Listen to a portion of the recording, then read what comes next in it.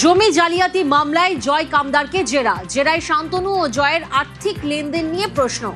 অমিত প্রতিনিধি আমাদের সঙ্গে রয়েছেন, সরাসরি অমিতের থেকে জানবো। অমিত, ঠিক কোন কোন প্রশ্নের উত্তর খুঁজতে এই জেরা ইডি? প্রথমে তোমায় জানিয়ে রাখবো, শান্তনু সিনহা বিশ্বাস তিনি এই মুহূর্তে ইডি হেফাজতে রয়েছেন। তিনি ইডি হেফাজত থাকাকালীনই বেশ কিছু তথ্য যাচাই করা এবং একই সঙ্গে আরো বেশ কিছু তথ্যের হদিশ পেতেই জয় কামদার, যিনি এই জমি কেলেঙ্কারি মামলাতে গ্রেপ্তার হয়েছে তিনি প্রেসিডেন্ট সংসদীয় ভর্তি অবস্থায় রয়েছেন, তাকে গিয়ে জেরা করা হয়েছে ইডির তরফে।